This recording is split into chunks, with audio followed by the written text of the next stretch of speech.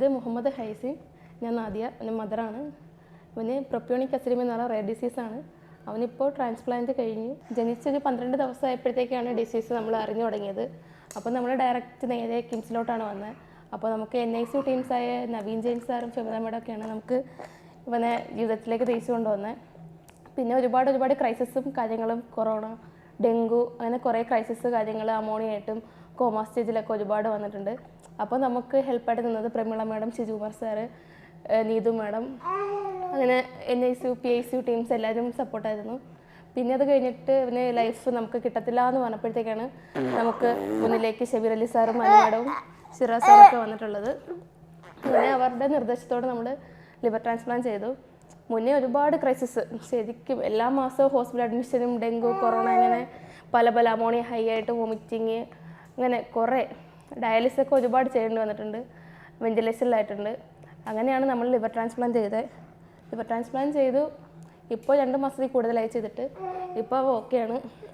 മുന്നത്തെ പോലെ ക്രൈസിസ് ഒന്നും വന്നിട്ടില്ല. അവനിപ്പോൾ നന്നായിട്ട് പോകുന്നുണ്ട്. ഇപ്പോൾ നടക്കുന്നുണ്ട്. ഡെവലപ്മെൻറ്റ് ഓക്കെ വരുന്നുണ്ട്. ഫുഡ് ഡയറ്റിൽ കൂടെയാണ് അവൻ പൊയ്ക്കൊണ്ടിരുന്നത്. ഇറച്ചി, മീൻ, മുട്ട അങ്ങനെയുള്ള പ്രോട്ടീനായിട്ടുള്ള ഫുഡൊന്നും അവനിക്ക് കഴിക്കാൻ പറ്റില്ലായിരുന്നു.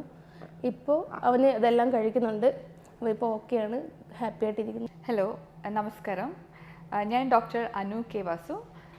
ഞാൻ paediatric liver transplant physician and transplant hepatologist ആണ് കിംസ് ഹെൽത്തിൽ. മുഹമ്മദ് ഹൈസിന് പ്രൊപ്പിയോണിക് എസിഡീമിയ എന്നൊരു മെറ്റബോളിക് കണ്ടീഷൻ ഡയഗ്നോസ് ചെയ്തിട്ട് ഓൾമോസ്റ്റ് 2 വർഷമായി.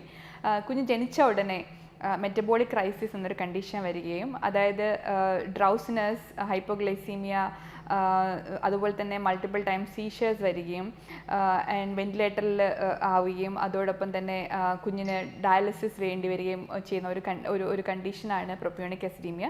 സോ ജനിച്ച ഉടനെ ഇങ്ങനെ ഒരു സിറ്റുവേഷൻ കുഞ്ഞിന് വരികയും അതിനെ തുടർന്നുള്ള ബ്ലഡ് ടെസ്റ്റിലും അനാലിസിസിലുമാണ് കുഞ്ഞിന് പ്രൊപ്പിയോണിക് അസിഡീമിയ എന്നൊരു കണ്ടീഷൻ ഉള്ളതായിട്ട് ഡയഗ്നോസ് ചെയ്തിട്ടുള്ളത്. പ്രൊപ്പിയോണിക് അസിഡീമിയ എന്ന് പറഞ്ഞാൽ നമ്മുടെ ഫുഡിലുള്ള പ്രോട്ടീൻസ് മെറ്റബോളൈസ് ചെയ്യുന്നതിൽ വരുന്ന അപാകത മൂലമുണ്ടാകുന്ന ഒരു അസുഖമാണ്.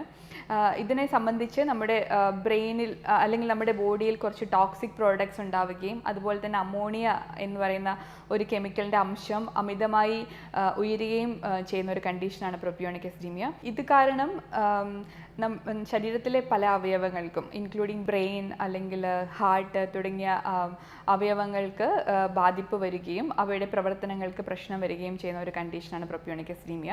അപ്പോൾ ഈ കുഞ്ഞിനെ സംബന്ധിച്ച് ഈ പ്രൊപ്പിയോണിക് അസിഡീമിയ വന്നതുകൊണ്ട് മൾട്ടിപ്പിൾ ടൈം സീഷേഴ്സ് വരികയും മൾട്ടിപ്പിൾ ടൈംസ് ഹോസ്പിറ്റൽ അഡ്മിഷൻ വേണ്ടി വരികയും, അത് ഓരോ തവണ അഡ്മിഷൻ വരുമ്പോഴും വെന്റിലേറ്ററിൽ പോവുകയും വളരെ ക്രിട്ടിക്കൽ ആകുകയും ചെയ്യുന്ന ഒരു സിറ്റുവേഷനാണ് ഉണ്ടായിരുന്നത്.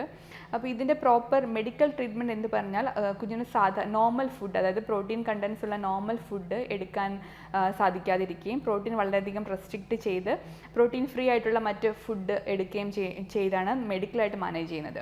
എന്നാൽ ഇങ്ങനെ മെഡിക്കലായി സ്പെഷ്യൽ ഫുഡ് കൊടുത്ത് മാനേജ് ചെയ്തതിന് ശേഷവും കുഞ്ഞിന് മൾട്ടിപ്പിൾ ടൈംസ് ഇതുപോലെ മെറ്റബോളിക് ക്രൈസിസ് വരികയും ലൈഫ് ത്രെറ്റനിങ് ആയിട്ട് വെന്റിലേറ്റർ ആവുകയും ICU ആവുകയും ചെയ്യുന്ന ഒരു സിറ്റുവേഷനാണുള്ളത്.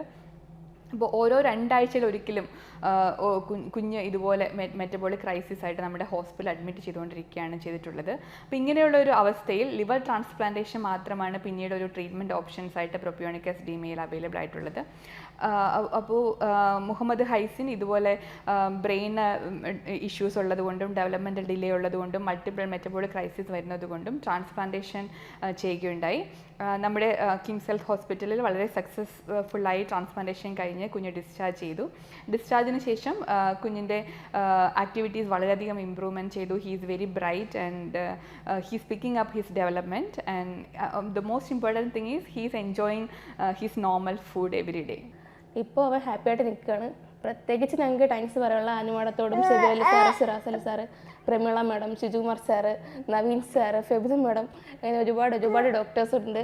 പിന്നെ നമ്മുടെ PICU NICU ടീംസ്, പിന്നെ സർജിക്കൽ ടീംസ്, അവരെല്ലാവരും നല്ല ഫുൾ സപ്പോർട്ടാണ്. നമുക്ക് വേണ്ടി എല്ലാം ചെയ്തു തരും. ഞങ്ങൾ ഹാപ്പിയാണ്, അവനും ഹാപ്പിയാണ്.